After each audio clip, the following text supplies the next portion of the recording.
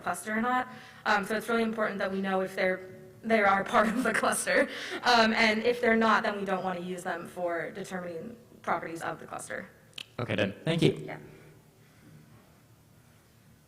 Hello. So I just kind of just recently have been starting to read more about dark matter and such. Nice. And I'm kind of curious, as much as I've read about it, it kind of shows that the outer bodies in galaxies follow this rotation curve with a constant velocity. So I'm just curious, I mean, if this really relates at all, of just how you took into consideration maybe those dark matter kind of enigma problem issues into your research. We did not really take that into consideration. It hasn't been a part of it yet. I'm not sure if it will be.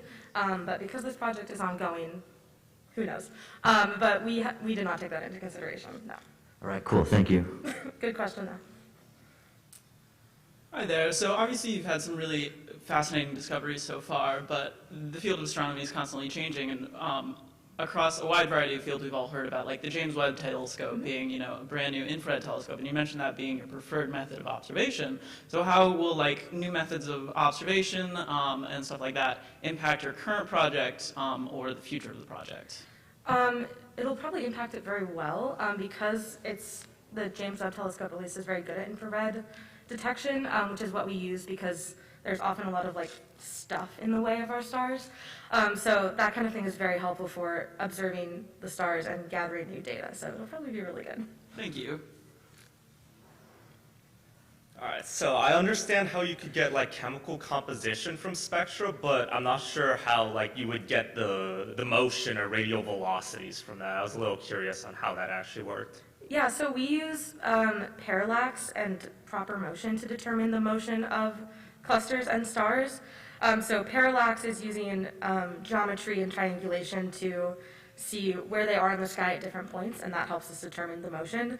And the proper motion parallax is kind of how we view it from Earth almost, and then proper motion is what it's actually doing.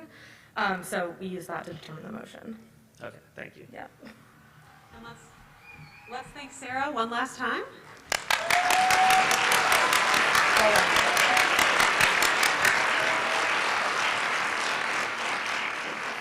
And the next talk is going to begin at 9:25. Lauren Dressler.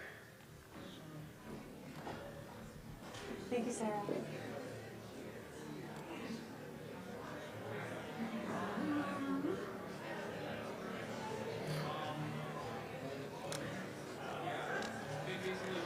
If Lauren Dressler is here, I'm happy to get your slides set up.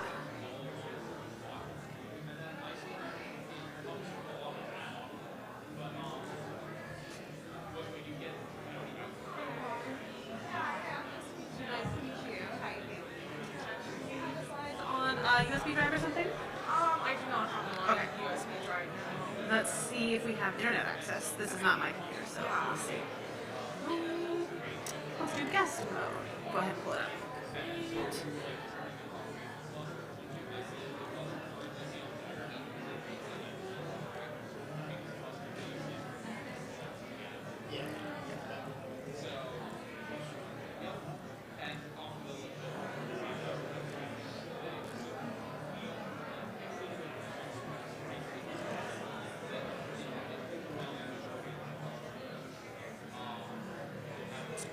Okay, once we get my phone.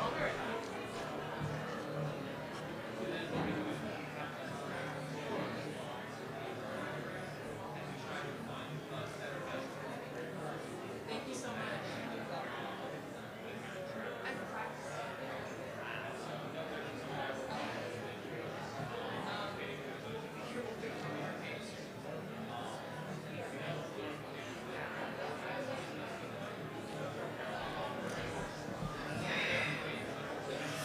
Dual factor authentication. Oh.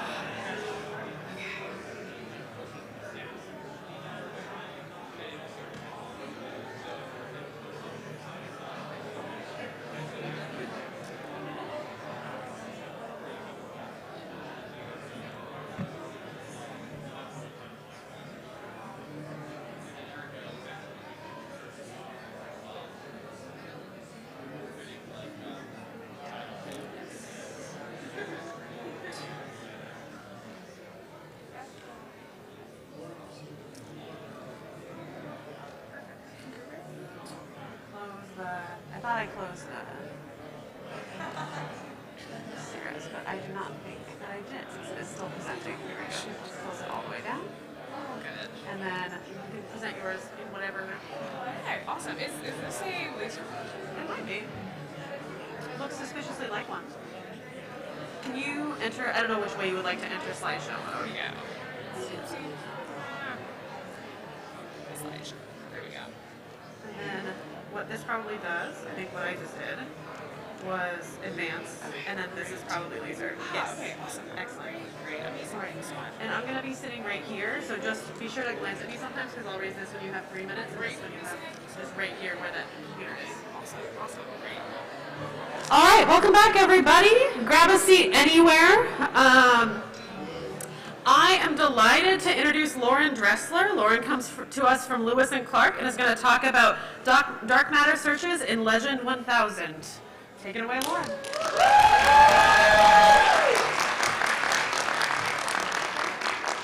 there a way to connect to the screen? Yeah. It shows up as displaying on our end. One moment.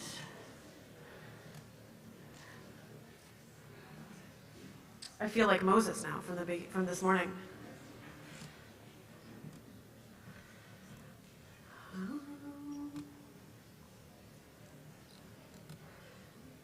Present on another screen. Let's try disconnecting and reconnecting. The tried and true strategy. All right.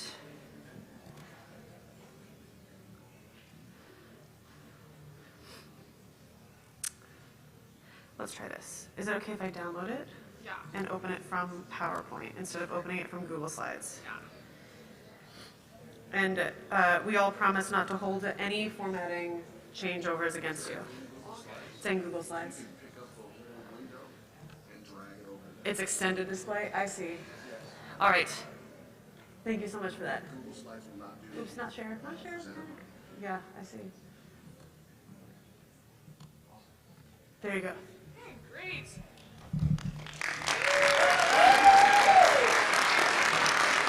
Thank you. Hi, everyone. My name is Lauren. I'm a senior from Lewis and Clark College. And this summer I got the opportunity to work with a group at Duke University doing dark matter sensitivity predictions for an upcoming neutrino experiment called Legend 1000. So to start off with, I just want to give a little dark matter spiel for those of you who have not heard it before. So we think that about 85% of matter in the universe, as we observe it today, is made up of matter that does not interact with light.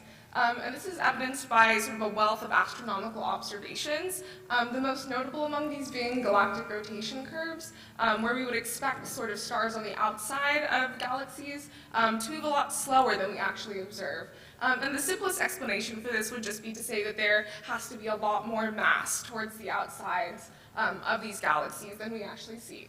A second piece of very important evidence for dark matter comes from the cosmic microwave background. And the cosmic microwave background is relic radiation from the Big Bang, right? So this is sort of our earliest snapshot of what the universe looked like just a couple 100,000 years after the Big Bang. And looking at the temperature fluctuations in the cosmic microwave background, we're able to sort of see what the structure of the universe was like at this time. So we can see how mass and energy were distributed during this time period. And when we compare that to the large-scale structure of the universe today, so galaxies and galaxy clusters that we see today, what we see is that we would need a lot more mass than we actually observe to account for the formation of those large-scale structures on the timescale of the universe. So yeah, based on these observations and several more, we think that about 25% of the total mass energy of the universe needs to be dark matter. And I just want to go through one more sort of landmark piece of evidence for dark matter, which is the bullet cluster. So this was a series of images taken in 2006. And the bullet cluster is actually two galaxy clusters which collided and passed through each other. And so what you're seeing in this first image, these two blue shaded regions here, these are where we would expect the mass in these galaxy clusters to be based on gravitational lensing, which is where light bends around massive objects.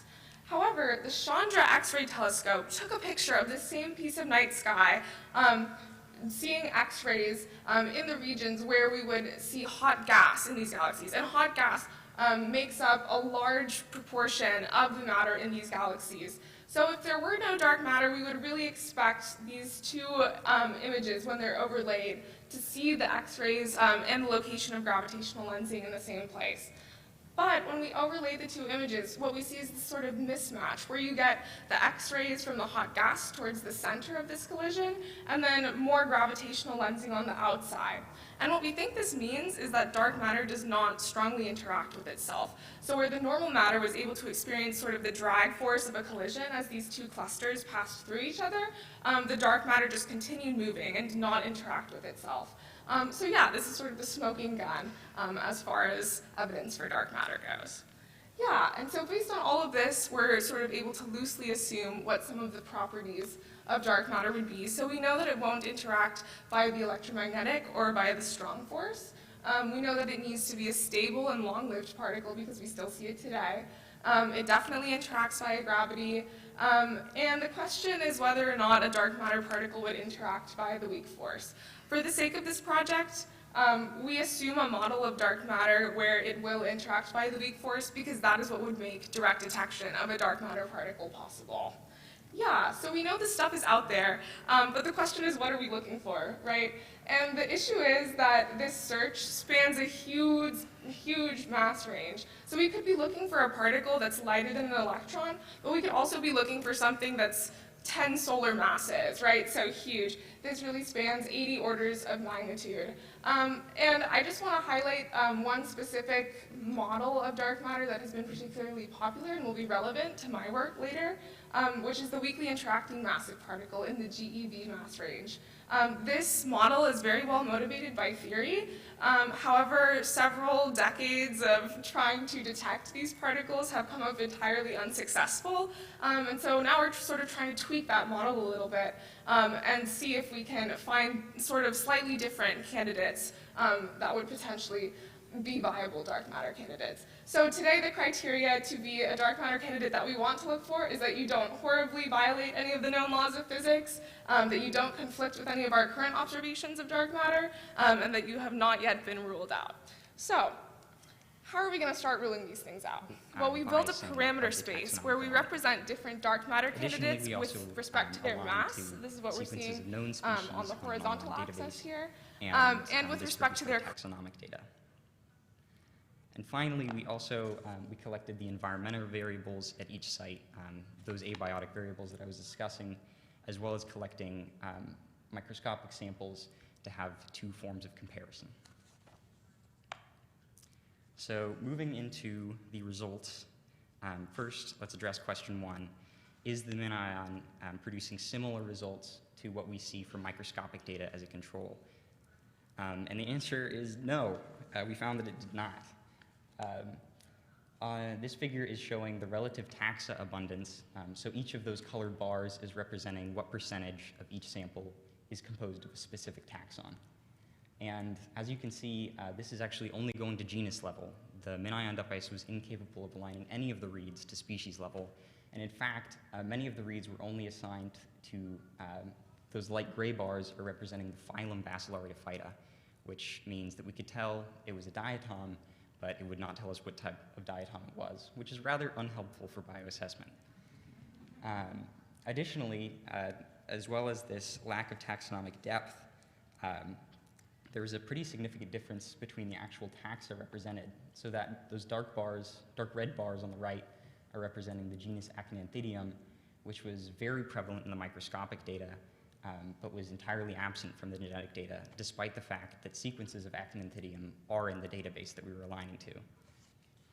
And it's important to address at this point that the microscopic data is not a perfect control. Bias can be introduced by dead cell walls that remain in the stream of non-living diatoms. And additionally, results can vary fairly significantly between the researchers doing this study. But given how different this data is from the microscopic data, and given the lack of taxonomic depth, we found that this inaccuracy is likely due to error on the part of the MinION. And we estimate that this could be due to the high error rate of the MinION device, and especially that high error rate combined with the fact that we're using a a modified bioinformatics pipeline that's developed for Illumina data, which is looking at much shorter reads. So moving into the second research question, is the MinION data reproducible between sequencing runs? And despite the taxonomic inaccuracy, we found that it was extremely reproducible. And to do this analysis, we used that unaligned taxonomy-free data, given the inaccuracy we'd seen in the taxonomy. And we use a measure called Bray-Curtis dissimilarity, which this is basically measuring the overall difference in the communities, in this case between the two replicates of the same sample run, either on the same flow cell or on multiple runs compared between. And we found that on average, the same sample on the same run differed by about 5%, and the same sample on different sequencing runs differed by about 7%.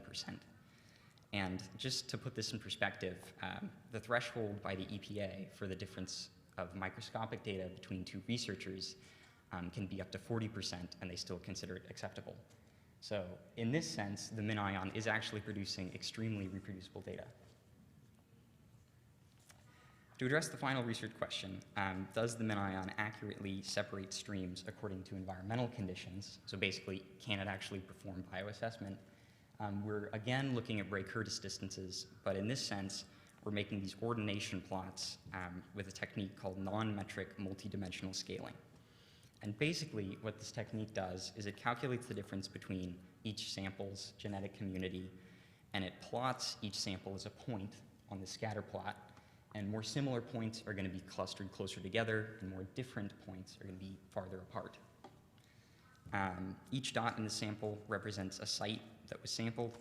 The blue dots are representing samples from Eagle Creek, which is our less disturbed habitat, and the green dots are representing samples from Johnson Creek, which is our more disturbed habitat. The shape is representing the flow of the site that it was collected from, so triangles are representing slow flow, whereas circles are representing fast flow. And the last thing I want to address, I know these are complicated figures, but these gray vectors are representing the environmental variables that we took at each site.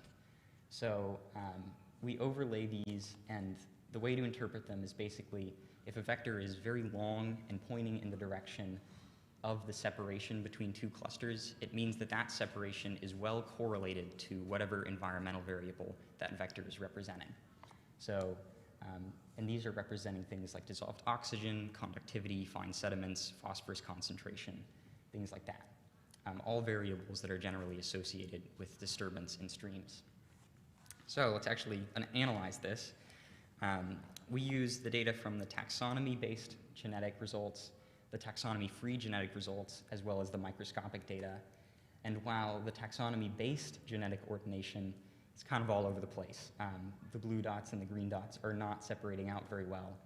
The taxonomy-free genetic results actually does separate out data between streams fairly well, and even between flow at different sites. You can see the circles are generally on top, where the triangles are generally on bottom. And moreover, this separation seems to correlate very strongly with the environmental variables that we see. So all of those vectors pointing towards that green cluster indicate that this separation by genetic data is similar to the separation we see in environmental variables.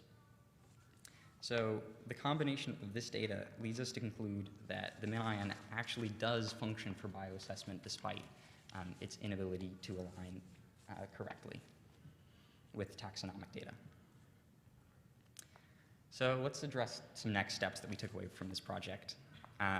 The first is, while the MinION shows a lot of potential for diatom-based bioassessment, a specialized bioinformatics pipeline is definitely needed that's particularly for MinION data to align to current diatom databases.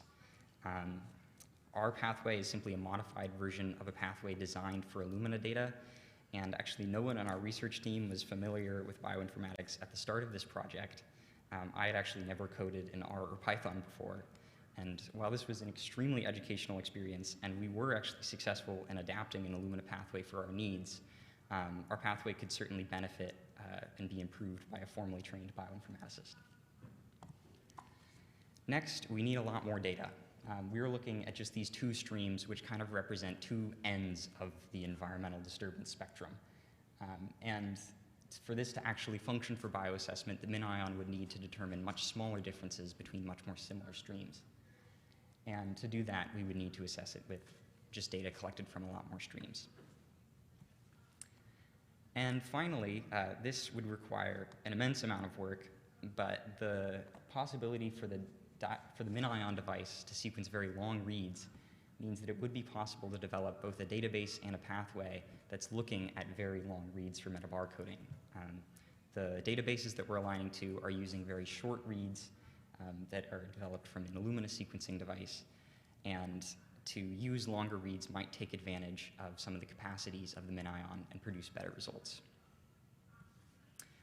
And lastly, I want to acknowledge the help that I've received from this project, both financially from the University of Portland Summer Undergraduate Research Grant, the Murdock Life Sciences Grant, and the Tom Franz Endowment at the University of Portland, and of course my collaborators, Dr. Weilhofer, Dr. Kenton, Jack Clark, and Cameron Yonashige. Thank you all for listening, and I'm happy to take any questions.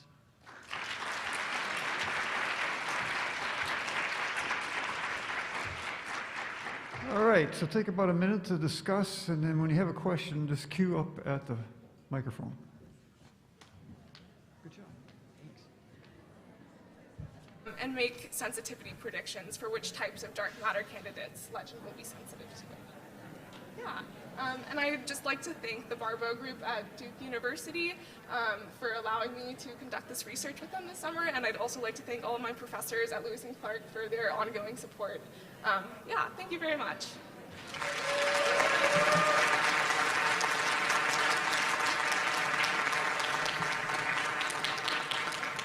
Thank you so much. Wonderful talk. Again, about a minute in your tables, discuss your thoughts on the questions you have.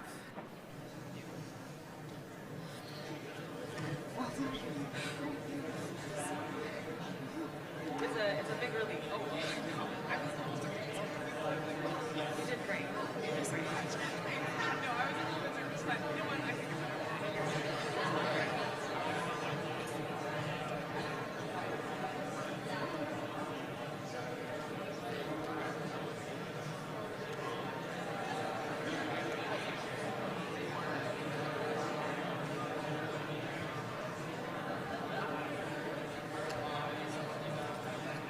Yeah, go ahead. Hello? Is it on? Can you hear? I can hear you just fine. Okay, cool. Hi, Ethan. Whenever you have a question in mind, you can go ahead and line up at the microphone. We have time for maybe 2 or 3 questions. Environmental factors that correlated more with the I know there's at least one more question in the audience. It's pretty difficult to see, especially on the presentation slides. Be brave, somebody. Yes, excellent. All right, I'm going to hand it over to take but questions. A lot of those are things like fine sediments, conductivity, dissolved phosphorus. I had a question about your graph of possible dark matter particle candidates, the one that had cross-section plotted against mass.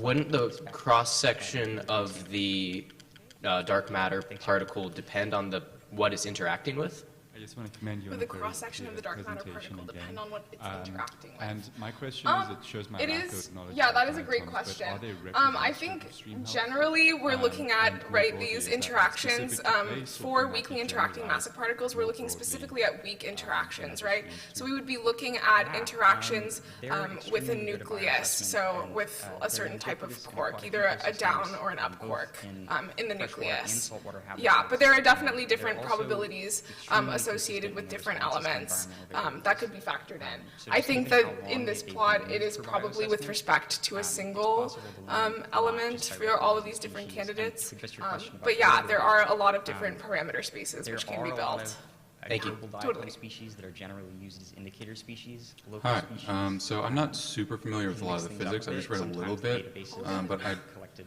I don't know if data color collected charge, in is that, Europe, I think that's related to the make things strong difficult, force. but generally I'm wondering they if, actually are pretty effective. because dark matter doesn't have color charge, they wouldn't experience a strong force?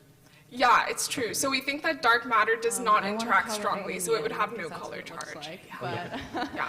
I'm curious, for your little minion, It looks like you There was a used slide mainly, where you water had samples, a I'm scale of guessing, masses, so I'm Yeah. curious, and you went from. can you also use right, this tool for like maybe soil samples? I was or, like, wondering work how with you animals, so could differentiated you use, between like, you know, animal samples also KEV with that for technology? units of mass versus units of Sorry, energy. I just Oh yeah, all totally. those So slides because we go have forward like this again, mass but, energy equivalence, right, in physics, E equals mc yes, squared, absolutely. it This becomes extraction easier, kit that we're sorry, using, to for this is measure a, the masses of soil very extraction like kit, light and we also particles assess it with with a respect blood to tissue their extraction energies, kit, right? So because we those measure are in really electron commonly volts used for generally in diatoms, particle 'cause physics.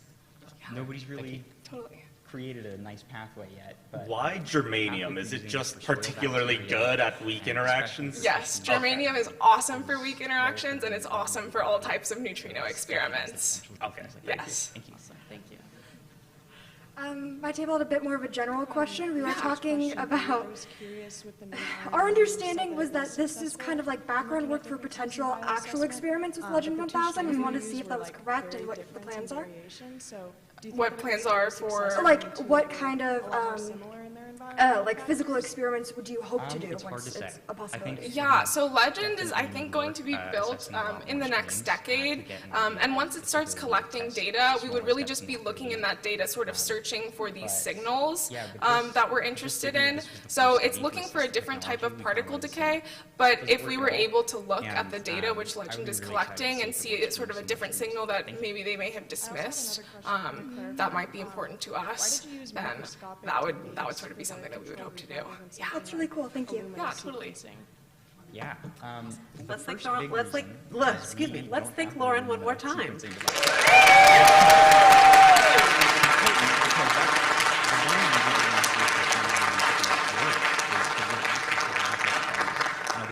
The next talk will begin at 9:50, and if Nick Wild is here and could step up to the front.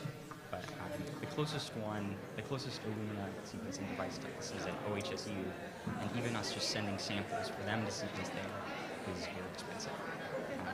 And also, the microscopic methods, although they do have a lot of error associated with them, actually are the more historical form of bioassessment. And Is there somewhere we could, like, believe that they are more accurate than we're even so- the better forms of metabarcoding. So that's definitely an area of debate in the world of diatom bioassessment.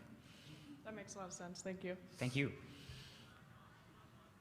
Thanks a lot for your talk. I'm really intrigued with this term, which you knew at the beginning, of error, and that was 15 to 20% you quoted. So I'm curious what error means, like exactly, and if there's any literature on what the sources of error for MinION is. Yeah, thank you for bringing this up. I debated including this in the presentation, but it's tough to put everything in there. That's an error relating to a process called base calling. I tested it. We tested it earlier, it should be fine. We'll We just want to, we'll prepare everybody for that. Okay. It is a little stuttery with Wi-Fi. So. I see, okay. So the way this works is this button will go to the next slide, this button will go back a slide, this button up here. DNA and run it through a pore in a membrane. And as each of those nucleotides go through, it measures the difference in electrical conductivity. So basically, that just looks like a squiggle. And there's a lot of computer programming that has gone into interpreting that squiggle into a sequence of nucleotides, but it's definitely not perfect. And this is fundamentally different. This is nanopore sequencing, which is very different than other forms of next generation sequencing, which is what they call sequencing by synthesis, that they use polymerase to add on nucleotides, measure the signal that comes off as they do. And that method has been tested quite a bit. They've gotten it to a point where it's very accurate, but this nanopore method of measuring the electrical signals is still in the process. And this 5 to 15% is actually much better than it was when it first came out, and it's constantly improving. So there's a lot of potential for nanopore sequencing in the future. So part of the reason to look into it is it's getting better over time as they learn how to interpret that squiggle. Exactly, yeah. It's pretty exciting. We won't touch any buttons right now. I don't want to start you early. Join me in thanking Ethan for his talk. Good job.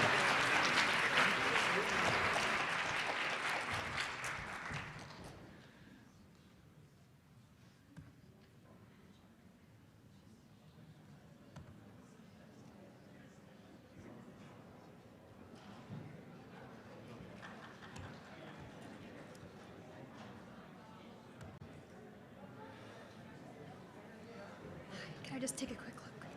Look right there.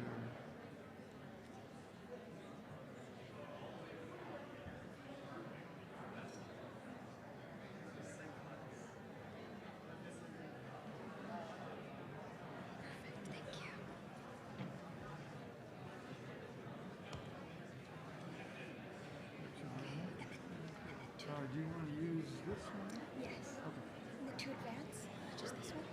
Yeah, you can use that, or you can use this if you want to. Okay. And Doesn't can matter. I use the pointer for me? That's forward and that's backward. No, that's the laser. You want the laser? You can use that. Yeah. Okay. All right. Good. Thank you very much. We'll get started. And I'll introduce you first. Yes. All right. Our next speaker is Abigail Cunningham from Trinity Western University. The title of her talk is The Combined Effect of ILK and ABL Inhibitors on Mitotic Arrest and Cell Apoptosis in Glioblastoma Cells. Thank you.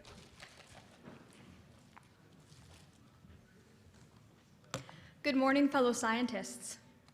My name is Abigail Cunningham, and I am a third-year undergraduate student at Trinity Western University in British Columbia, Canada. The research I am presenting today is a accumulation of many years of study headed by Dr. Julia Mills, a professor at Trinity Western University, and many undergraduate students, including myself, and is a collaboration with researchers at the BC Centre for Prostate Cancer Research in Vancouver, BC. This research showcases our most recent discovery in the field of glioblastoma chemotherapy, introducing a novel two-pronged attack drug combination specifically targeting oncogenic kinases in glioblastoma cells. Glioblastomas are known as the most lethal and aggressive of central nervous system tumors, claiming lives merely 12 to 18 months post-diagnosis, with long-term survivors classified as those living longer than 2 years. Similar to other cancers, glioblastoma cells often possess multiple sets of DNA and multiple or supernumerary centrosomes. As normal cells go through mitosis, here, the centrosomes are duplicated, the DNA is gathered at the metaphase plate, and the cell divides in the bipolar manner we are all familiar with. However, cancerous cells must cluster their supernumerary centrosomes to each end of the cell to divide in a pseudo-bipolar manner. If clustering does not happen, the cancer cell centrosomes will form multiple poles during division, resulting in aberrant mitosis and cell death. As supernumerary centrosomes are often unique to cancer cells, this presents an Achilles heel that can be targeted through chemotherapy. Two oncogenic kinases, Abelson kinase, referred to as ABL, and integrin-linked kinase, referred to as ILK, are promising drug targets as they are both found at the centrosome and play roles in tumor progression. To this day, combination therapies targeting mitosis in glioblastoma cells through the inhibition of ABL and ILK has not yet been explored, classifying this research as a novel chemotherapeutic approach. The novel drug combination we are investigating in our lab works on the basis of a two-pronged attack using small molecule inhibitors of ABL and ILK. The first prong of the attack targets ILK through exposure to QLT0267, a small molecule inhibitor that upon binding renders ILK inactive. As ILK is a centrosomal kinase involved in facilitating centrosome clustering, its inhibition effectively impedes a cancer cell's ability to cluster its centrosomes, leading to multiple poles and mitotic arrest. The second prong targets ABL through exposure to nilotinib or imatinib, both small molecule inhibitors that inactivate ABL. Although ABL is also a centrosomal protein and is involved in microtubule growth and in cytoskeletal organization, inhibiting ABL alone produced minimal effects. However, when both drugs were used in combination, a dramatic effect was observed. Glioblastoma cells that were declustered and halted in mitosis upon the inhibition of ILK transitioned to a state of mitotic catastrophe upon the inhibition of ABL as well. As mitotic catastrophe is lethal to cells, The combination effect produced cells with multiple disorganized centrosomes and disorganized spindles, ultimately ending in cell death and apoptosis. ILK-enabled chemotherapeutic drugs have a synergistic anti-survival effect in glioblastoma cells. A series of experiments were carried out to quantify the efficacy and investigate the mechanisms of our novel drug combination, the first being the well-known MTT cell viability assay. The cells were not synchronized prior to experimentation to most closely imitate tumor growth in patients. Two adult glioblastoma lines, the U251 and the T98G, were exposed to 10 micromolar concentrations of QLT and to 3, 5, and 10 micromolar concentrations of imatinib or nilotinib alone and in combination with the QLT. Cells treated with both nilotinib and QLT showed significantly less viability than the control group and significantly less viability from QLT alone. For example, with control viability normalized to 100%, viable T98G cells when treated with QLT alone were 25% viable, while only 6.3 were viable after the combination treatment. This dramatic decrease in cell viability was consistent across both cell lines, with only 5% viable with the combination treatment in the U251 line. These results show that ILK and ABL inhibitors have a synergistic anti-survival effect on glioblastoma cells. ILK and ABL inhibitors in combination decrease total glioblastoma cancer cells over individual inhibitors alone. Following the viability assays, a series of 24-hour drug exposures followed by immunocytochemistry were performed to investigate the effects of the drug combination.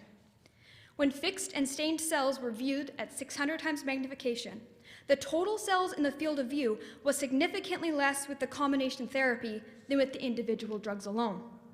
For example, in combination of 10 micromolar nilotinib and QLT, the decreased percentage of cells was 70% of what was seen in the control group. And as you can see, the images there taken on the right show the DNA stained in blue, the pericentrin, which highlights the centrosomes, stained in green, and alpha-tubulin stained in red. Now these figures illustrate the decrease in the visible cells from the control in image A, nilotinib alone in image B, QLT alone in image C, and the combination of nilotinib and QLT in image D. As we can see, the number of cells visible in image D is much less than what's seen in the control group in image A. The significant decrease in visible cells when the inhibitors were used in combination indicates that the cells are becoming detached and lifting off the cover slip during the 24-hour exposure, indicating the presence of mitotic catastrophe and apoptosis. Increased mitotic arrest with ILK inhibitor, but not ABL inhibitor. The 24-hour drug exposure, followed by immunocytochemistry, also showed a significant increase in mitotic arrest in the presence of the ILK inhibitor QLT. For example, of all cells seen in the control, only 6.6 were mitotic, while in the QLT-treated group, 31% were mitotic.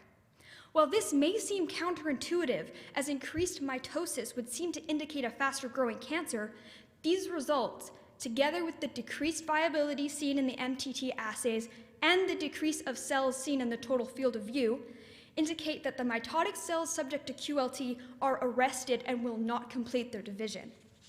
But instead, they will detach and undergo apoptosis. However, the percentage of cells in mitotic arrest was not significantly increased by the combination therapy, and this indicates that the ABL inhibitor's mechanism of action is unique to that of QLTs. Mitotic arrest is again illustrated by fluorescent microscopy images, which show 2 cells in mitosis in the control group and 7 to 8 cells in mitosis with QLT alone, and about the same number with the combination therapy. Combination drug treatments decrease successful progression through mitosis. While the combination of ILK and ABL inhibitors did not significantly increase the amount of cells seen in mitosis over the ILK inhibitor alone, a strong combination effect was seen on the percent of cells that progressed into late stages of mitosis. The percentage of mitotic cells in telophase and cytokinesis, which indicates a successful cell division, was only 1 to 2% in cells treated with both nilotinib and QLT. However, the control group shows 14% in telophase and 25% in cytokinesis. Furthermore, the singular treated with QLT group showed 5% in telophase and 7% in cytokinesis. And this indicates that the combination treatment decreases successful progression through mitosis. This is again illustrated by images of the control group, which, seen by the arrows, on the top indicates a cell going through anaphase, in the middle, a cell going through cytokinesis, and the bottom right, a cell going through telophase. And then there's a combination treatment in image B where all mitotic cells are halted in metaphase. ILK and ABL inhibitors have a synergistic effect on the sub-G1 cell cycle arrest. This combination drug effect, halting the cell cycle progression, was further analyzed by propydium iodine FACS, or fluorescent analyzing cell sorting. And this showed the percentage of cells in each stage of the cell cycle when treated with QLT alone, imatinib alone, or both in combination. A significant increase in the percentage of cells in the sub-G1 phase was observed in cells treated with both inhibitors as compared to QLT alone. Since apoptotic cells are known to accumulate within the sub-G1 phase, this supports our other data indicating that both inhibitors together have a synergistic effect on viability. This bottlenecking of the cells in the sub-G1 phase is likely a consequence of the aberrant mitotic division. Combination drug treatments has a synergistic effect on apoptosis. So increased cell death in the presence of both inhibitors was indicated by the viability assays, the stages of mitosis, and the FACS analysis. Therefore, we endeavored to quantify this apoptosis by running another 24-hour drug exposure group. Dramatic increases in apoptosis with nilotinib in combination with QLT was seen, with the 5 micromolar nilotinib in combination with QLT having 24% of the cells in the field of view being apoptotic, or essentially dead. In each field of view, compared to the 0.3% apoptosis seen in the control, or even the 0.7% seen with the QLT alone. This dramatic increase in apoptotic cells is again illustrated by a fluorescent image of the cells exposed to the combination treatment, highlighting 3 apoptotic cells in that one image, and then showing each apoptotic cell at a higher magnification. In summary, we have found that the novel combination of small molecule inhibitors, nilotinib and QLT, leads to significantly decreased cell viability in multiple lines of glioblastoma cells. We found that the inhibition of ILK alone leads to mitotic arrest, and the inhibition of ILK with ABL leads to mitotic catastrophe and cell apoptosis. Carrying this research forward, we plan to undergo live cell imaging to investigate real-time drug effects on various types of aberrant mitotic divisions. We plan to characterize structural changes observed when ABL and ILK inhibitors are used in combination. We plan to perform drug exposures and survival assays on a larger sampling of glioblastoma lines. And finally, we plan to analyze functionally important protein-to-protein interactions that occur at the cancer centrosomes.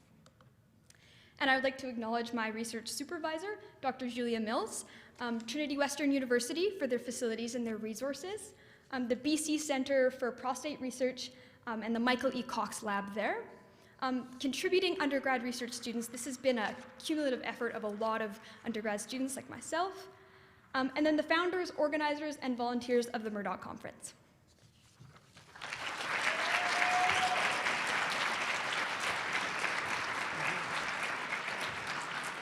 All right, take a minute to discuss within your table and then queue up at the mic.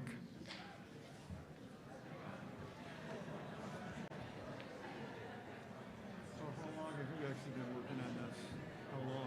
I've been one summer. One summer? Yeah, this past summer and into this year as well. Yeah, right. Yeah, and my research supervisor has been working on a paper right Did now. you say you're in your third year right now? Yes. So what's your plans for next summer? I'll probably research again. Yeah. Yeah. What do you want to do after? I want to go to vet school. Vet school, yes.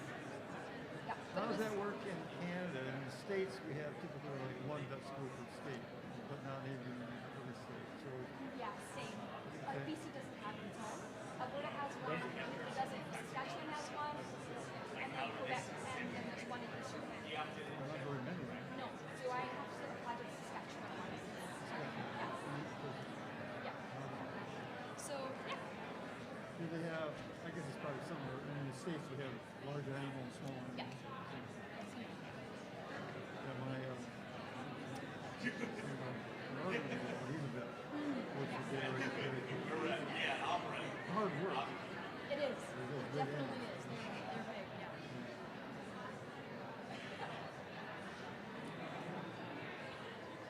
So do you prefer small? Nope, large actually. Really? I grew up on a plantain farm. Did you really? Yeah. So I yes. Big. No, I grew up in a small town in Northern Tennessee. So I just went like a herd of 50 cows. Oh, okay. And then when I came down to Trinity, I worked both bigger than Toronto. Yeah, so a bit bigger, but still not big. Yeah, some of these people, farmers in Michigan, they've come immigrating from the Netherlands, and they have like a massive, way too big farms, you know, lots. Hard to control all the manure.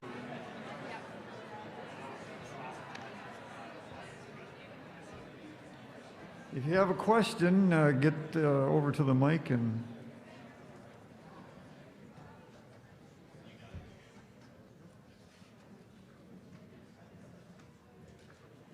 Hello. I was curious if the toxicity profile for these drugs was like well characterized, like either individually or in combination. You know, just like what's the effect on healthy cells. Yeah, totally. And that's kind of a big issue for chemotherapy is the toxicity, and then we have all these side effects that are harmful for the patient.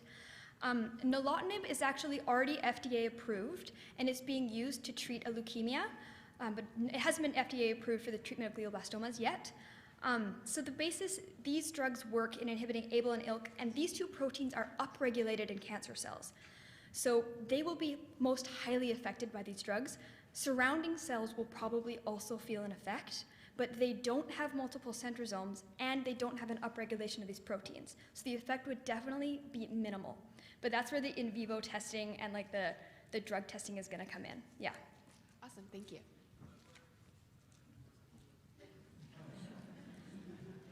Hi.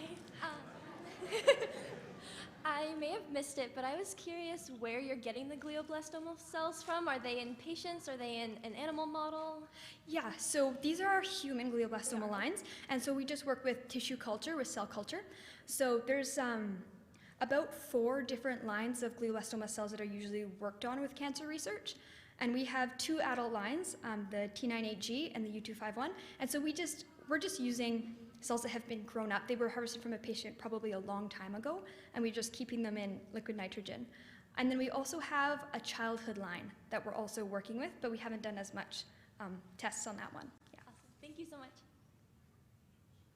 Hello. I was wondering if there was, I know they're inhibitors, but if there was like a more known mechanism for ABL and ILK, because I was thinking like, if the microtubules don't work, then I didn't think the centrosomes would cluster, so it would seem like one or the other would work, but why, do you have any idea why they need both? Yeah, so I'm just gonna go back a little bit here. So we're definitely still investigating the mechanism, because it's really hard to figure out what's going on. ABL has multiple functions in the cell. It functions, if we have our centrosome and our spindle is growing, the ABL helps that spindle to grow, and the ABL also facilitates the spindles connecting with the kinetochore on the chromosomes as they're on the metaphase plate. And so it could be having multiple different effects. And the integrin-linked kinase, which we said, it is a mechanism within clustering. So what we're proposing basically is that the QLT, we know a bit more about this mechanism, it causes the centrosomes to decluster.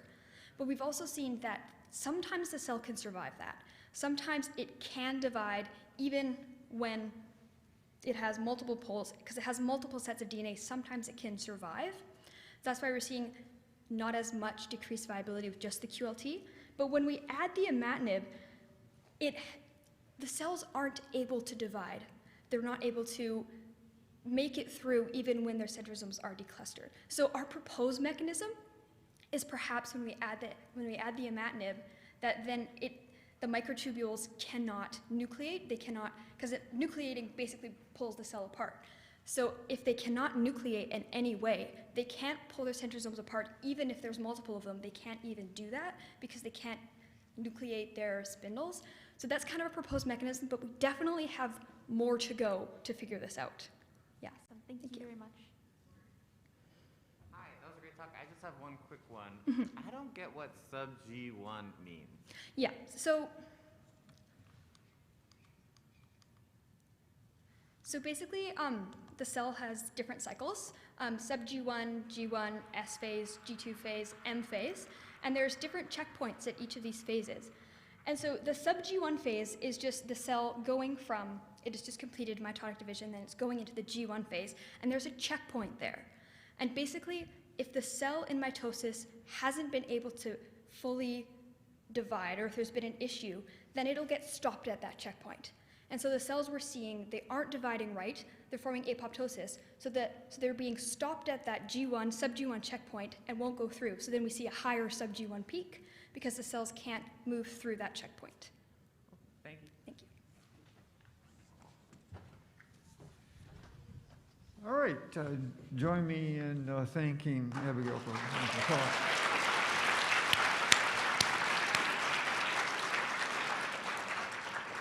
We have a break right now for about 20 minutes. We'll be resuming back here at 10:35 promptly.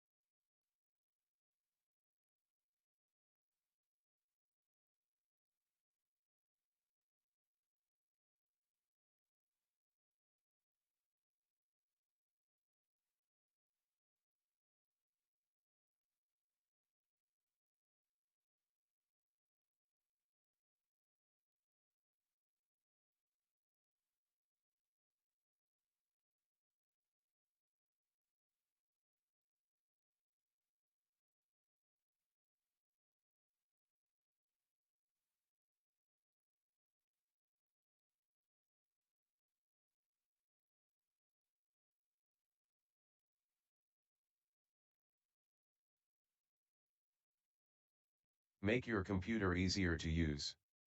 Windows will read and scan this list automatically. Press the space. Exiting narrator. Narrator reads aloud text on the screen, button, on.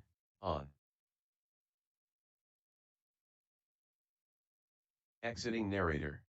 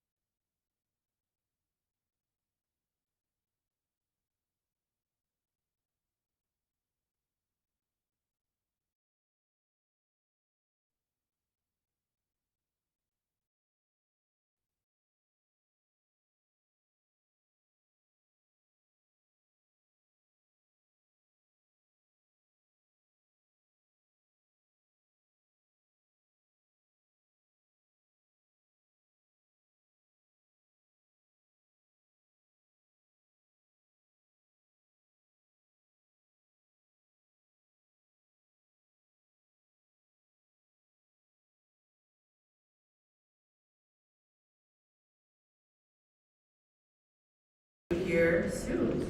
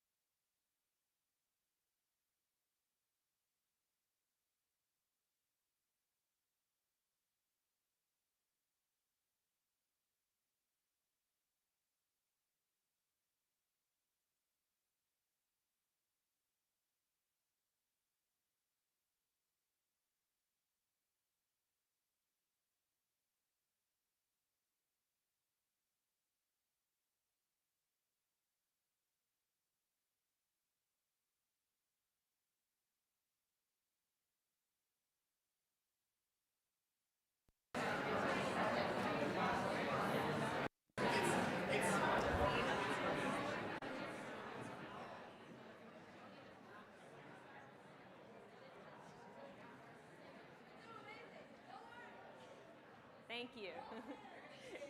Heck yeah.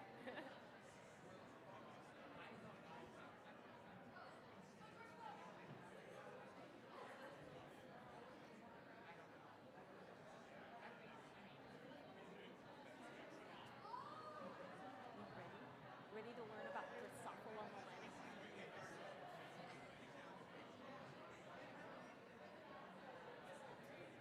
Just like put it sideways. Yeah.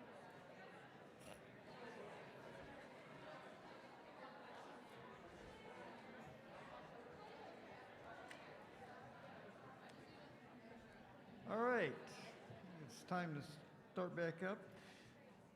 Our next speaker is Molly Pryor from George Fox University.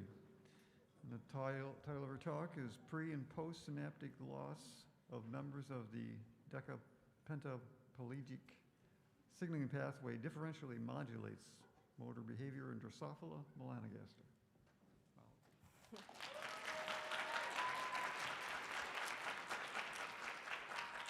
All right.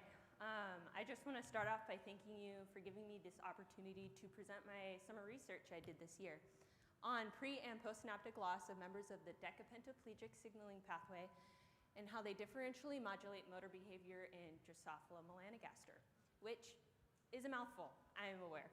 But we're going to start off by zooming out and looking at overall what we're interested in. So in the Lemke lab, we are interested in how things move. Motor behavior is expressed throughout the animal kingdom, and it arises from the interaction between the nervous system and the muscle tissue. I particularly love birds, and so I just want to point out, imagine like a hummingbird flying around the room. That is the definition of interacting with your environment. So the way that we investigate this is not through hummingbirds. We are looking at Drosophila melanogaster, otherwise known as fruit flies, specifically looking at the third instar larva, which is a stage. So in order to understand motor behavior in Drosophila larvae, we have to first understand what normal motor behavior looks like. So larval crawling is generated by peristaltic waves traversing the larval body. As you can see by this diagram on your right, the contraction of certain segments starts at the posterior end of the larva and then sequentially contracts each segment until it eventually reaches the head. These peristaltic waves arise from the rhythmic firing of motor neurons that are housed in the ventral nerve cord. As you can see by this diagram right here, these ventral nerve cords right here are, motor neurons housed in the ventral nerve cord innervate muscles in the segment of the larva. And so the wave of motor activity goes this way, and then sequentially the wave of contraction goes the same way. So the motor neuron burst rhythmicity is driven by the activity of higher order neurons in the brain. So in order to fully understand what this is, I provided a video of larva crawling for your enjoyment. So as you can see, the contraction starts at the posterior end and then goes towards the head of the larva. This is what I looked at also. So if you remember, I talked about how the activity of higher order neurons is what drives the rhythmic bursting of those motor neurons. And this is known by research done driving channel rhodopsin in subgroups of neurons. And they noticed that this elicits specific sub-behaviors of larval crawling. Some of these include avoidance, escaping, backing up, and turning. And so to fully understand this, I chose two of the neurons that they activated in the brain. This is SEIN 160 and SEIN 161. And the brain is located right here. And as you can see, if these are activated, they elicit a strong turning behavior. So this just goes to show that motor behavior in larvae is due to many different factors. So zooming in again, we have the synapse right here. And there are a lot of different proteins that are required for maintaining homeostasis at the synapse. So one of these being the voltage-gated calcium channel 2.1. For some reason, I always mix up the order, so I will be referring to it as cacophony. And this is required for neurotransmission because calcium is required for the release of the synaptic vesicle contents into the synaptic cleft. So larvae with decreased cacophony expressions show defective evoked neurotransmission and crawling. This is shown by this diagram right here. The concentration of calcium is on the y-axis, and then we have a wild type form of cacophony. Yikes. And then a hypomorphic form of cacophony. And as you can see, the evoked neurotransmission is always lower in the hypomorphic form of cacophony, which just shows that cacophony is necessary for normal neurotransmission. So out of all of these proteins shown in this diagram, we are interested in a specific group, and this is called the decapentaplegic signaling family. These are known to interact with cacophony, and so they're right here. But for ease of understanding, we're going to take all the distraction away and actually zoom in on that. So what we're interested in is decapentaplegic itself. What is it? It is a bone morphogenic protein ligand that acts pre- and postsynaptically as shown in the diagram. It is present in the presynapse and the postsynaptic cell. Knockdown of DPP has been shown to cause defects in neurotransmission and synaptic homeostasis. And then we also have thick veins and saxophone. I like the names. Both of these are receptors for DPP. And thick veins is found both pre- and postsynaptically as shown by the diagram. And then saxophone is only found presynaptically in a complex with thick veins. So this leads to the question is, do DPP, thick veins, or saxophone function in maintaining normal motor behavior at the synapses in the central nervous system and the neuromuscular junction? And from what we've learned, our hypothesis is if DPP, thick veins, or saxophone are necessary for intact motor behavior, then genetically knocking down their expression at the synapse will cause decreased larval crawling distance. So how did we do this? We used a UAS GAL4 system to target specific tissues types. So how this works is that a tissue-specific promoter or enhancer is attached to a GAL4 sequence that codes for a GAL4. This GAL4, in turn, binds to a UAS, which is connected to an In our case, it's an RNAi construct, which therefore causes decreased expression of the protein of interest. So applying this to flies, we take a male fly with a motor-specific or tissue-specific, in this case it's a motor neuron-specific GAL4, and then cross it with a female fly with a UAS connected to an RNAi. In this case, it is DPP, and when we cross those two flies, we get larvae that express DPP RNAi specifically in motor neurons. And then we assess this through crawling assays. So I basically watched the larva crawl, like the video, for 5 minutes. And so the GAL4 promoters that we used were OK6 GAL4, which is specific to motor neurons. We also used BG57 GAL4, which is specific to muscle, and then Repo GAL4, which is specific to glia. We also had interest in doing more GAL4 promoters, which are specific to higher order neurons in the brain, but due to summer being short, we did not have enough time to get to this. So the genes, again, that we're interested in are DPP, thick veins, and saxophone. And the UAS lines that we have 2 for DPP, 2 for thick veins, and then just 1 for saxophone. So first we looked at knocking down DPP expression in the motor neuron. And for ease of understanding, we colored the experimental groups, and then the controls are all in white. So as you can kind of see from this, we actually see enhanced crawling when compared to the OK6 GAL4 in both of the experimental groups. So from this, if we knock down DPP presynaptically, it might cause crawling enhancement. Next, we looked at knocking down DPP in the muscle cells. So a different story is seen for this. The first RNAi had significant increase, which is DPP RNAi 25782, when compared to both its respective UAS line control and the BG57 GAL4 control.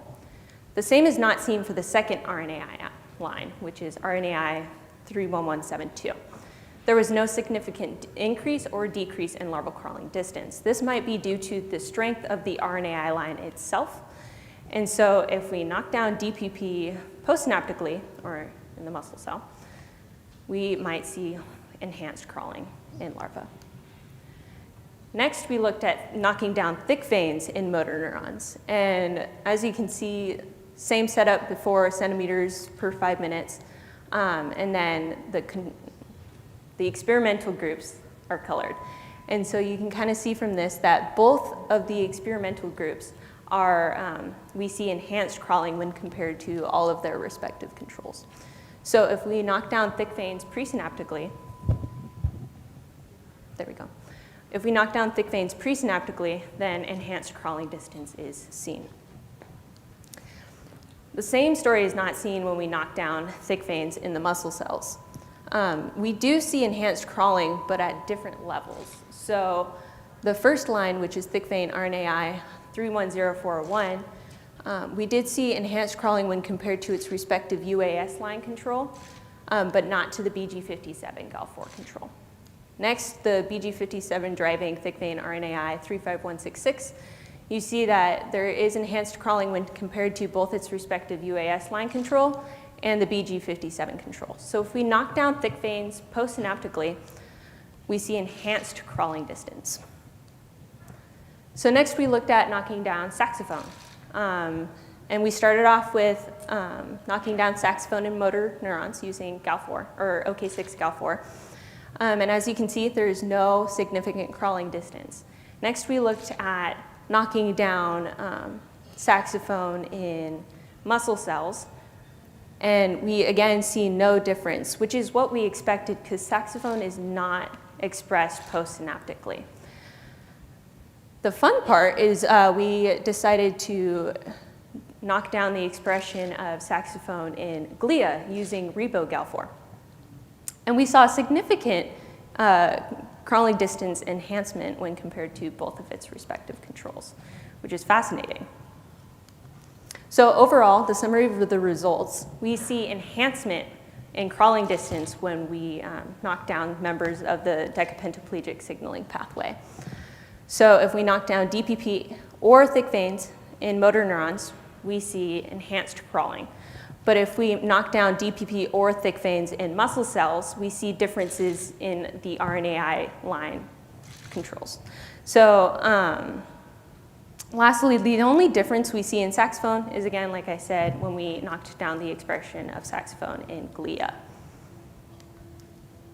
So overall, this did not support our hypothesis. We expected decreased crawling distance. And so next would be to look at what is the nature of this crawling enhancement. So is it a shorter amount of time to complete the peristaltic waves as we saw in that video? Or is it they're not exploring their environment as much and they're not turning their heads? So the way to keep looking at this would be to continue knocking down DPP, thick veins, and saxophone in subsets of neurons. So I would just like to thank you guys for listening to my presentation, and I'd also like to thank Kaylee Lemke, my professor, and Stephen Travis and Cole Florio, who are both my lab mates, and Teresa Arnold. She's our lab manager at George Fox. Amazing. Goes to the moon and back for us. And the Department of Biological Sciences. Thank you so much.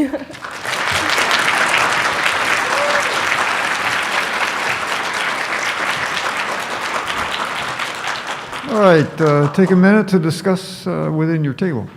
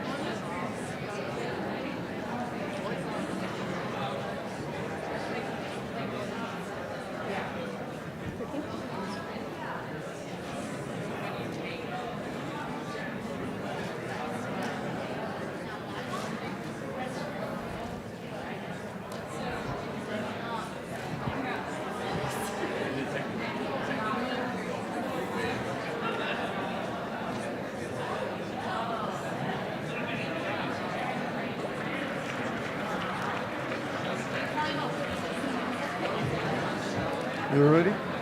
You ready? Okay. All right, we're going to have the first question. Thank you again for your presentation. I was curious why you specifically use the third instar and how many instars your Drosophila have as a species. Yeah, great question. So using the third instar is kind of like a control to make sure that the larvae that we are assessing are the same age. So there's a total 3 instars, so there's first and second and third. Third is right before they pupate. And so they're actually also called wandering third instars. So they're crawling, and this, yeah, it's like a control.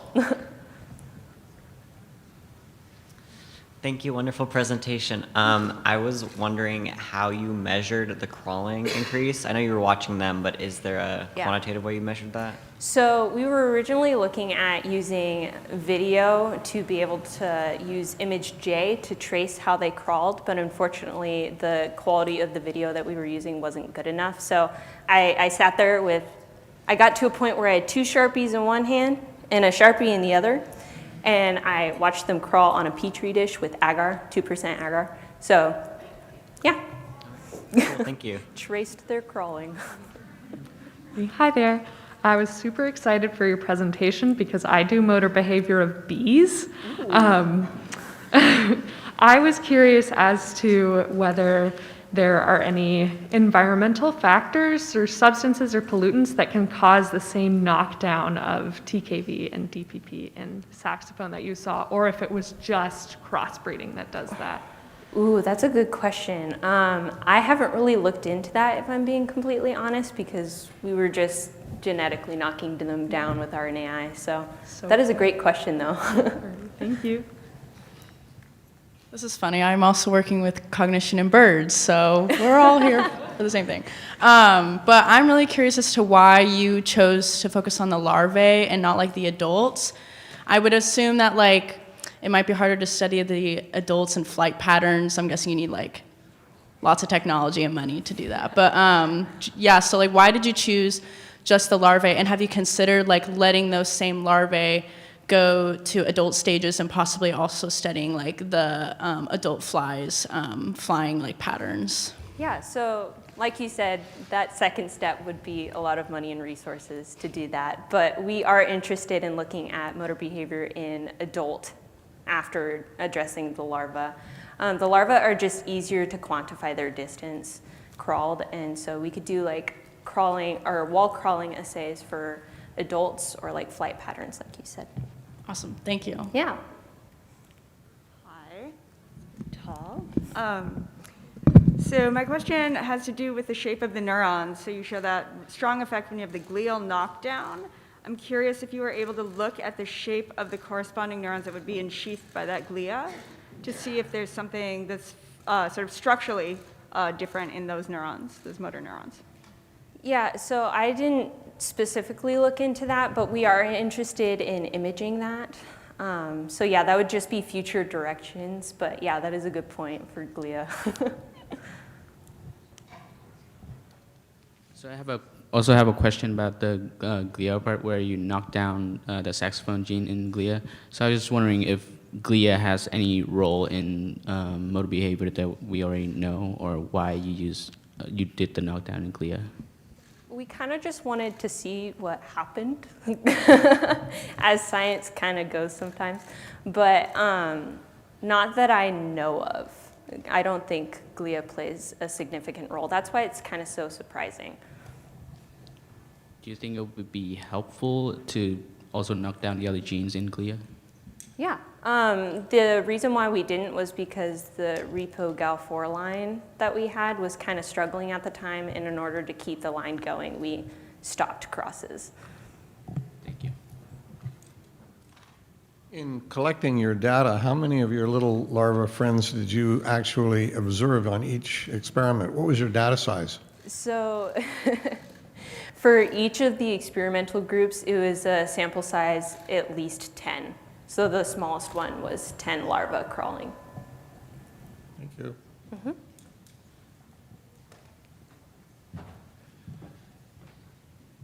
All right, let's thank Molly for a great talk.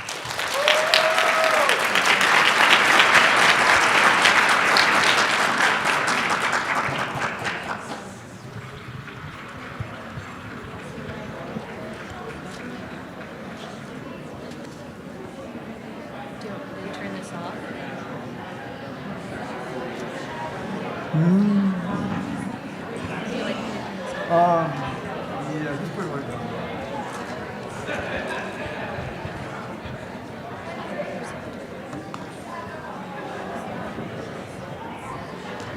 Hi.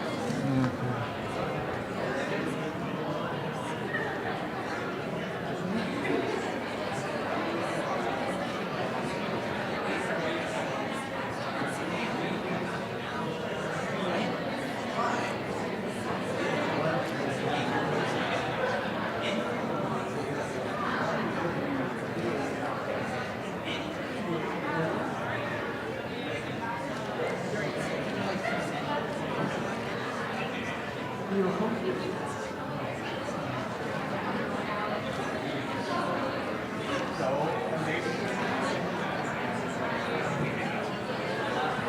right, we have two options on the mic. You can use this mic, or you can use any mic.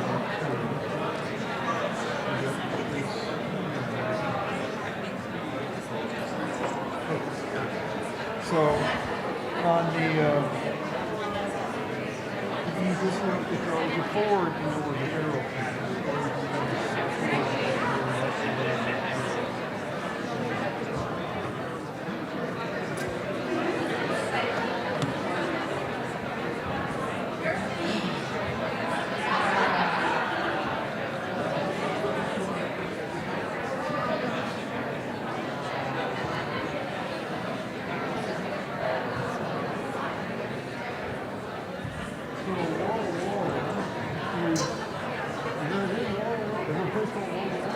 It's actually in college place, which is right next to Walla Walla. I know it's kind of confusing. Yeah. It is. I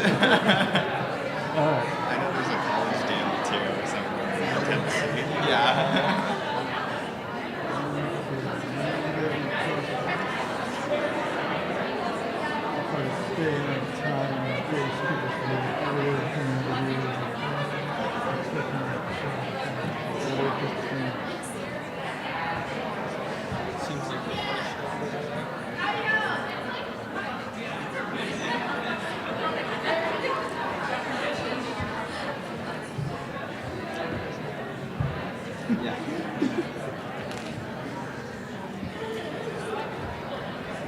So seagrass is, it's like seagrass in Walla Walla. Did you do this work on the coast?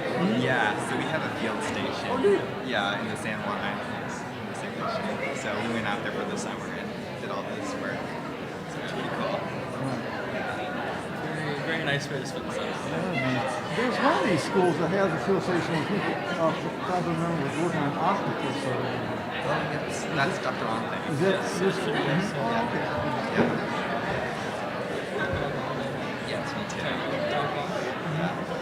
He's your advisor? No, actually, CJ's my advisor. Yeah. And then Nestler's my pre-vet advisor. So I'm going if you need to talk to him about like, hey, it's time for me to go for this summer or next summer? Like, when would it be ideal for me to really just focus on shadowing? I would say probably this summer and then push off till senior year for a while. you can always do shadowing. Sure. Well, I was also planning on doing that. Yeah. There's like a lot of shadows in there. I also kind of need a. Yeah. Well, shadowing, like, it's not like. All right, I think we're ready for our last talk of the morning session. Our speakers are Nathan Dabney and Nathaniel Iwakoshi from Walla Walla University. Title of the talk is Where in the World is Labby? Locating and Quantifying Seagrass Pathogens.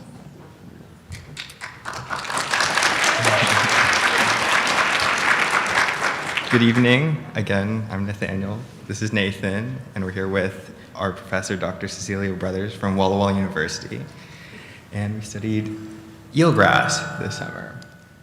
So, eelgrass meadows are crucial nearshore ecosystems. They not only serve as nursery and foraging grounds for commercially important and unimportant species, so like Dungeness crabs and juvenile salmon would be some examples, and multiple bivalve species. But they also serve as filtering and buffering zones for trapping pathogens that would otherwise go into pelagic ecosystems, pollutants from freshwater sources or the coast that we have put in there, and they reduce coastal erosion and keep sediment down. So they're important for a lot of different reasons. This summer, we did our research in the Salish Sea, which is north of Seattle, inland from the mouth of Puget Sound. It's home to over 8 million people and has over 7,000 miles of coastline. Much of that coastline is inhabitable by eelgrass. However, in the last 80 years, more than 40% of the eelgrass beds in the Salish Sea have disappeared. So that is very concerning. This summer, we looked at seagrass wasting disease, which is one of the factors attributing to seagrass degradation. You can see it in the top right photo right here underneath the microscope. It's caused by a slime mold protist called Labyrinthula zostrae, short Labby. Just underneath that, you can see an actual picture of eelgrass that's been affected by this protist. And that black portion right here, that's actually the symptomatic tissue where Labby is actually eating and killing the eelgrass. So, in previous studies from previous undergraduate students, they have looked at disease severity, which is the percent lesion coverage of the blade, and compared it across multiple sampling sites in the Salish Sea. And they found a wide distribution, a wide variety of results.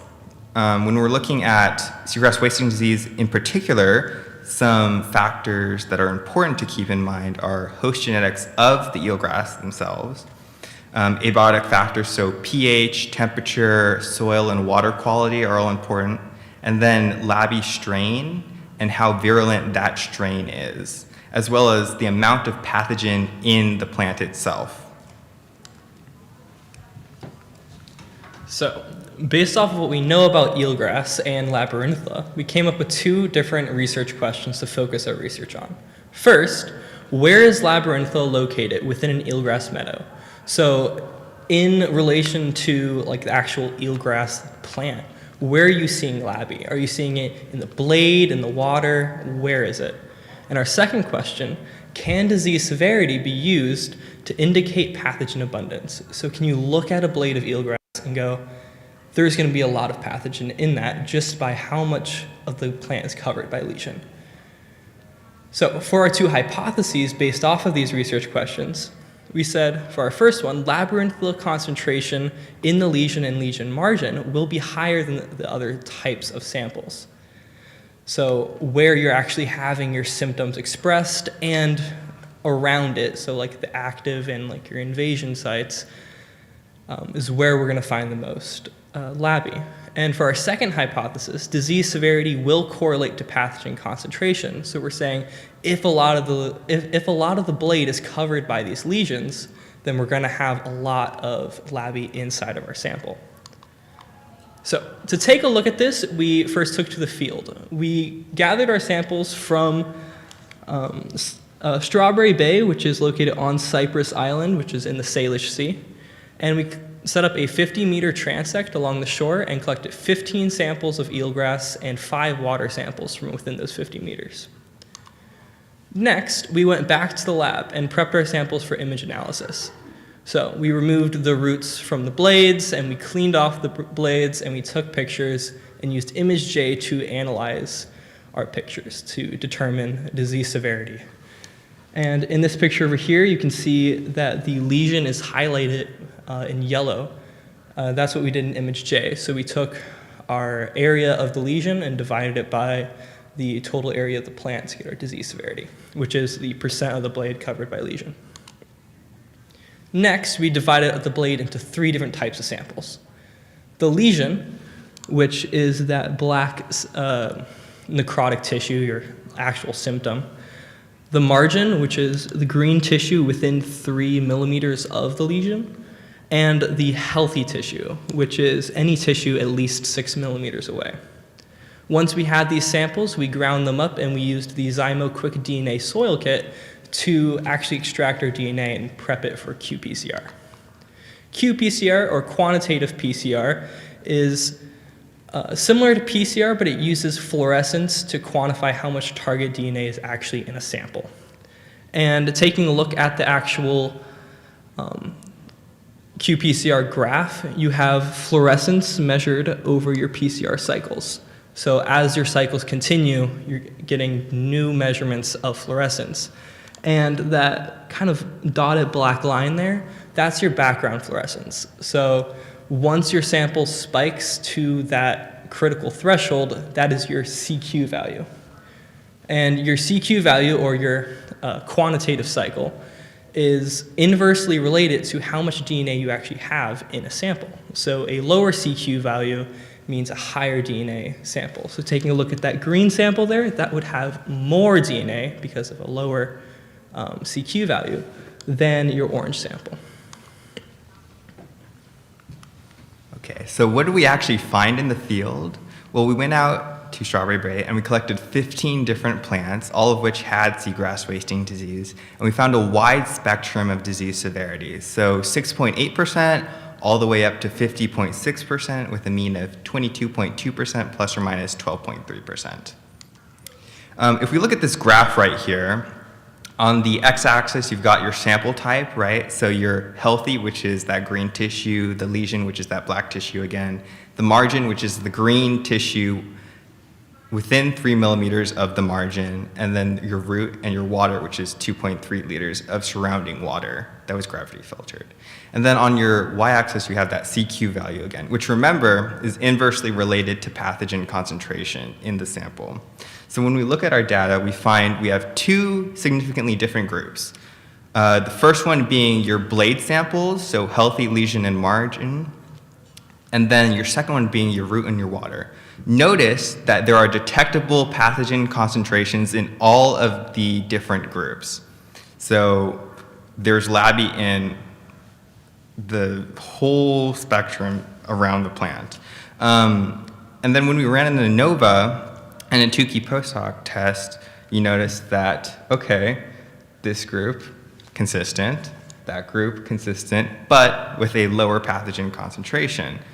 So when we look at just the blade samples with CQ on your x-axis rather than your y-axis against disease severity, we find a relationship, a correlation between these different blade groups with a significant p-value, by the way. That's pretty good. When we just take out the lesion, however, so we're just looking at the lesion samples, we actually find that the relationship does not predict lesion size. So a non-significant p-value. And that was surprising to us.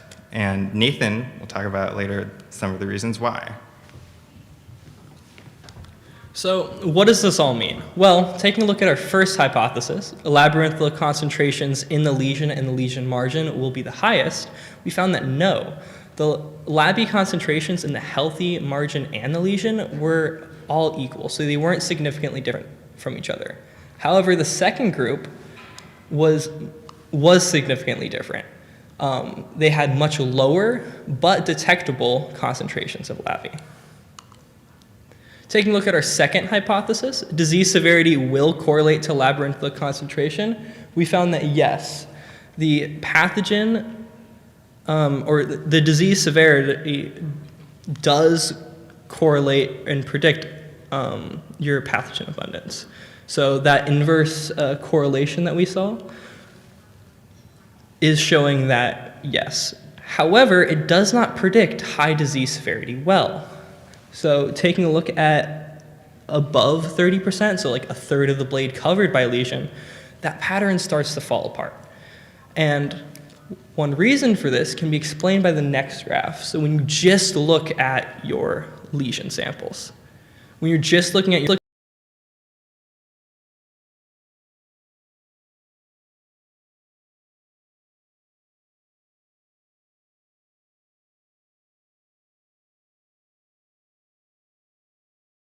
that means the lesions are much bigger. And since the lesion size does not indicate pathogen abundance in the lesion, that explains why that pattern from before falls apart here. And there could be some reasons for this, such as the age of the lesion. So the actual size of the lesion could correlate to how long the pathogen has been actually infecting the eelgrass. So it could just be an indicator of time of infection. And with this comes cell wall decay and a more varied environment, and nutrients could also be lost. And with a loss of nutrients, a less hospitable environment for higher concentrations of LABI. So a larger lesion size does not indicate a large or a higher quantity of LABI in the lesion itself. So where in the world is LABI? Well, it's in both the sympathetic and non-symptomatic tissue. So both like your symptoms, so your lesions, and where you're seeing just green tissue, so that healthy. It's in both. And your high disease severity does indicate LABI concentration if both the non-symptomatic and symptomatic tissue are taken into consideration. We'd like to thank our leading professor, Dr. Cecilia Brothers, Walla Walla University, the MJ Murdock Charitable Trust, and Rosario Beach Marine Laboratory for supporting our research, as well as previous undergrad researchers for contributing. Thank you. Any questions?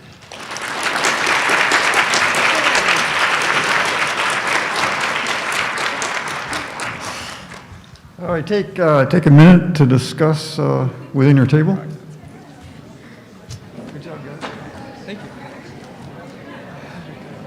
Also, the last 2 slides they were completely and stuff. I know. It's good that you just.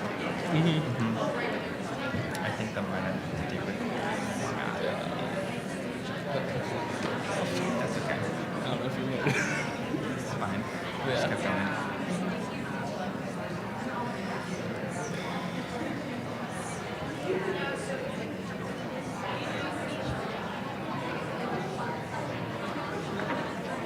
I'm guessing there's quite a few questions. So I'm guessing there's really quite a few questions. Maybe. I hear people talking. I think I'd be more surprised if there weren't. But, is that lemon meringue? Is that lemon meringue? Oh, that's it. Maybe. I don't know. Just focusing on something else. Oh, is that Dr. Lee? Oh, that is Dr. Lee. I just about to say, and then Dr. Lee. Oh, no, that's not. Okay, yeah, I did say Dr. Lee. Yeah. Nice. Yeah, I'm just like looking around and see. It's like, we've got our couple.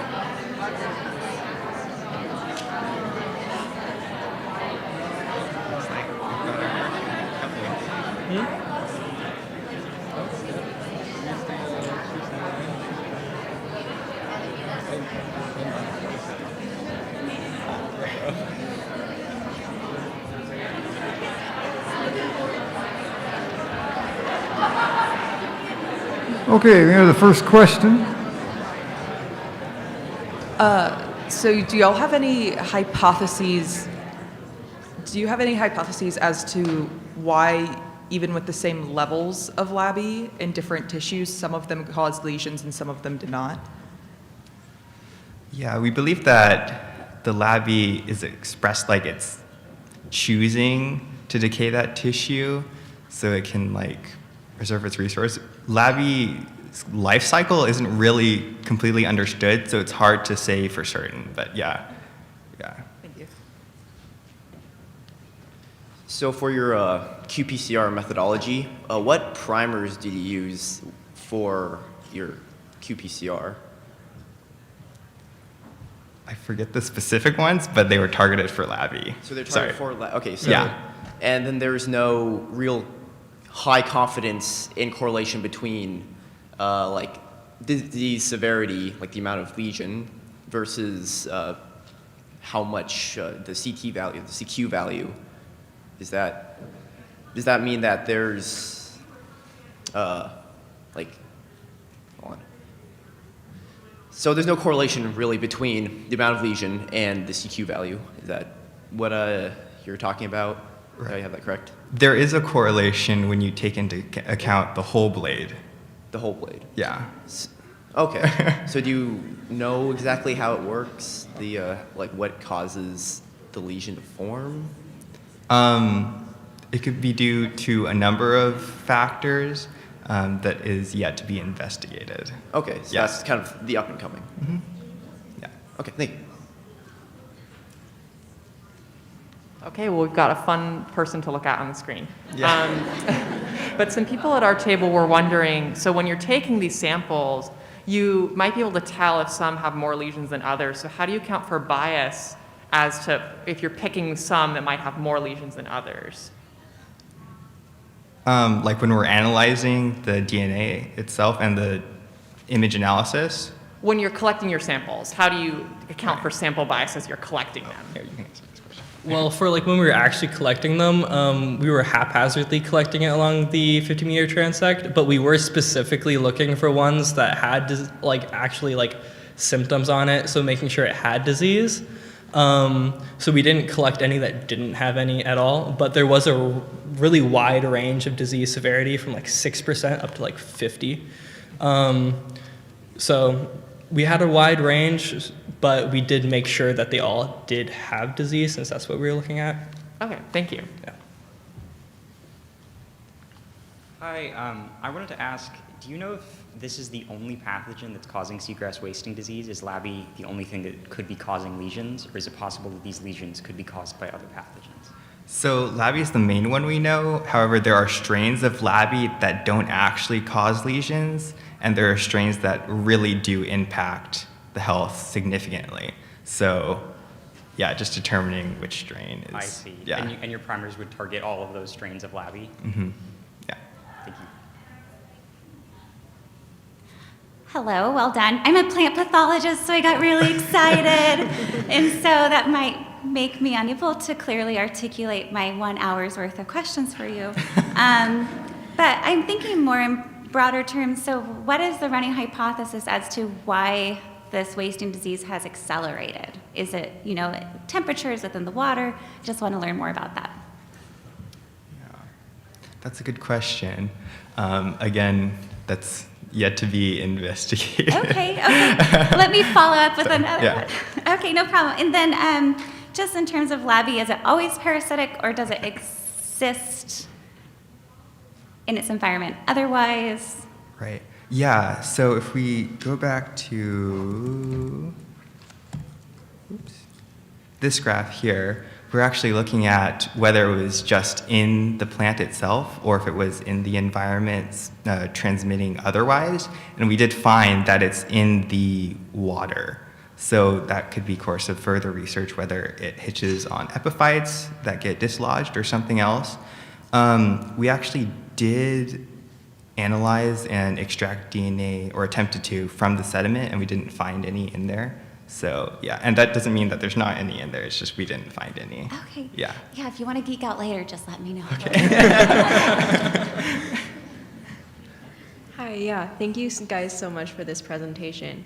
One question that I had is, I know you just talked about in your answer to a previous question, about how you did not collect any healthy plants that didn't show any lesion. But given the ubiquity of this pathogen in this environment, I was wondering if you guys had any thoughts of whether it could just be pre-symptomatically in these healthy plants, or again, almost like the question you were just asked, whether it could be existing in these plants in an asymptomatic way. Well, we are seeing Labby even in the tissue that we thought was healthy. So that green tissue that's far from any lesions, there's still an equal amount of Labby in there too. So in plants that don't have any symptoms being expressed yet, there could still be Labby in there. It's just a matter of when are those symptoms being expressed that we don't really know. Hi, thank you so much for your presentation. I was wondering, when you described how you categorized the different healthy, margin, lesion, how you decided that margin was within 3 millimeters of the lesion and the healthy was at least 6 millimeters away. Well, we had found some literature previously that had talked about 3 millimeters. There was varying ranges, but it was 3 millimeters was really the one that looked like a lot of people were running with. So that's kind of why we decided to go with 3 millimeters there. Yeah. Thank you. Hi. So my question is a little similar to one that was already asked, but I'm just curious, because there is like this exponential growth in the amount of disease that's present in recent years. I was wondering if LABI has always been around and just environmental factors might have changed that, or if it was like an introduced species or something that eelgrass didn't have to deal with before a certain point. Right. That is a good question, and not one I'm sure I know the answer to.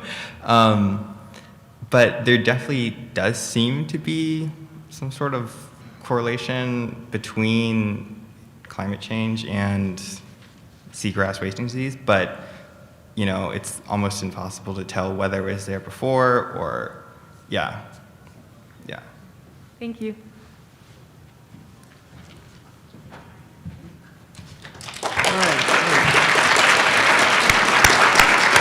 Thank you. All right, lunch will begin in just a few minutes, and then at 1:15, the posters will be in the Discovery Ballroom.